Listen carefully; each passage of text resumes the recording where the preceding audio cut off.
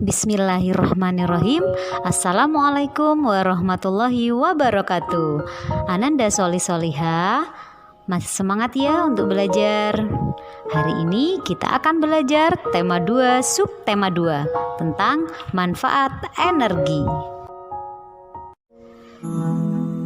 Angin merupakan udara yang bergerak. Angin memiliki banyak manfaat bagi manusia.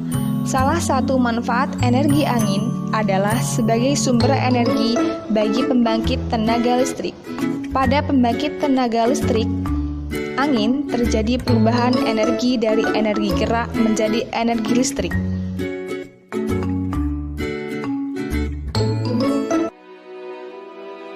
Selain energi, manusia juga memanfaatkan hewan dalam kehidupan sehari-hari. Berikut beberapa contohnya. Yang pertama, sebagai penghasil bahan pangan, contohnya adalah ayam. Ayam ini yang dikonsumsi telur dan dagingnya. Yang kedua, sebagai penghasil bahan sandang, yaitu domba. Domba ini diambil bulu dan kulitnya, itu bahan sandang. Yang ketiga, sebagai penghasil pupuk organik, yaitu berasal dari kotoran hewan. Selain hewan, manusia juga memanfaatkan tumbuhan dalam kehidupan sehari-hari. Berikut beberapa contohnya. 1. Sebagai bahan makanan.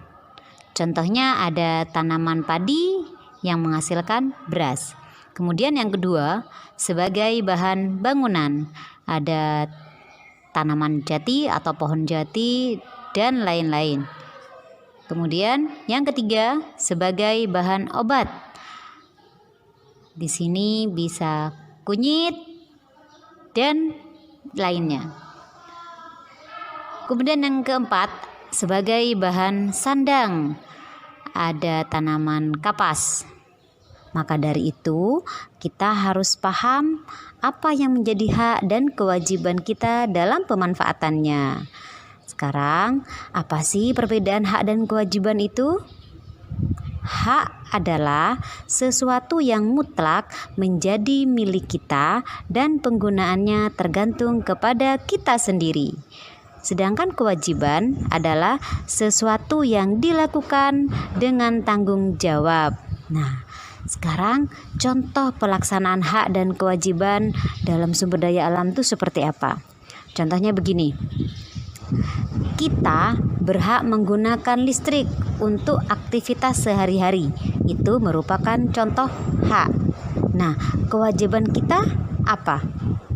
Ya, kewajiban kita adalah kita wajib membayar tagihan listrik tiap bulannya. Yang kedua, menghemat penggunaan listrik.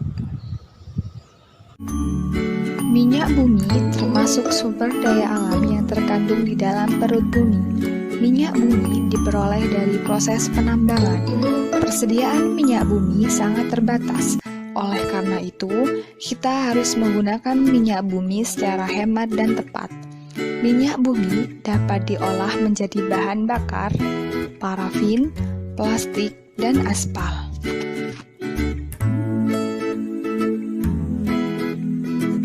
Indonesia memiliki kekayaan berupa sumber daya alam. Ada dua jenis sumber daya alam, yaitu sumber daya alam yang dapat diperbaharui dan sumber daya alam yang tidak dapat diperbaharui. Sumber daya alam yang dapat diperbaharui adalah sumber daya alam yang dapat digunakan berulang-ulang dan dapat dilestarikan.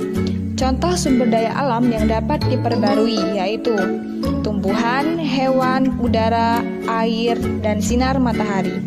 Sumber daya alam yang tidak dapat diperbarui adalah sumber daya alam yang jumlahnya terbatas karena proses terbentuknya membutuhkan waktu jutaan tahun. Contoh sumber daya alam yang tidak dapat diperbarui yaitu minyak bumi, batu bara, gas alam, emas, dan intan.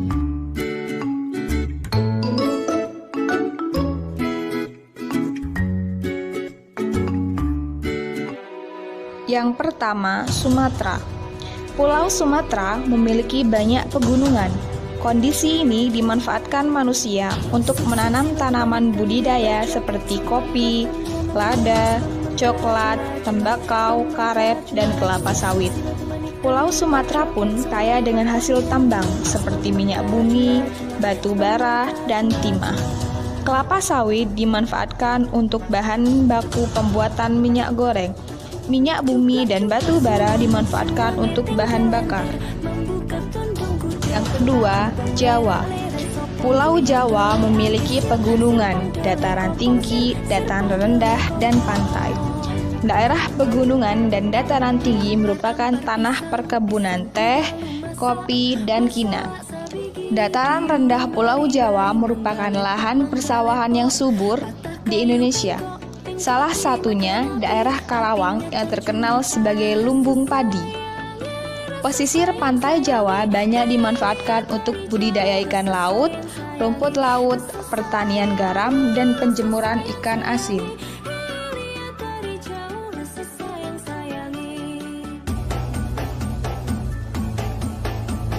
Yang ketiga, Kalimantan. Sebagian besar wilayah Pulau Kalimantan adalah dataran rendah dengan hutan yang lebat. Hutan-hutan ini merupakan habitat alami bagi hewan yang terancam punah. Hutan Kalimantan dimanfaatkan oleh manusia untuk ditanami berbagai sumber daya alam seperti kelapa sawit, karet, dan rotan. Sumber daya alam ini harus diolah sebelum dijual. Kelapa sawit dapat diolah menjadi minyak goreng. Getah karet dapat diolah menjadi ban. Rotan dapat diolah menjadi kerajinan tangan. Kalimantan juga kaya akan hasil tambangnya, seperti minyak bumi dan batu bara. Yang keempat, Sulawesi. Pulau Sulawesi menghasilkan sumber daya alam berupa pala dan jagung. Jagung dimanfaatkan manusia sebagai makanan. Pala dimanfaatkan sebagai bumbu masakan. Daerah di sepanjang pantai Sulawesi dimanfaatkan untuk perkebunan kelapa. Pulau Sulawesi juga menghasilkan barang tambang seperti aspal. Aspal dimanfaatkan untuk pembuatan jalan raya. Dan yang kelima, Papua. Sebagian besar wilayah Pulau Papua berupa hutan konversi dan hutan lindung. Sagu merupakan salah satu sumber daya alam Papua. Sagu dimanfaatkan manusia sebagai makanan pokok. Papua juga menghasilkan rempah-rempah yang disukai di pasar internasional. Papua merupakan salah satu pulau yang kaya hasil tambang. Hasil tambang Papua sangat beragam, seperti tembaga, emas, dan logam. Emas dimanfaatkan untuk bahan baku pembuatan mata uang dan perhiasan, seperti anting, cincin, dan gelang. Sampai di sini dulu materi kita hari ini di subtema 2. Semoga materi tadi bisa menambah wawasan kalian. Kurang lebihnya mohon maaf. Wassalamualaikum warahmatullahi wabarakatuh.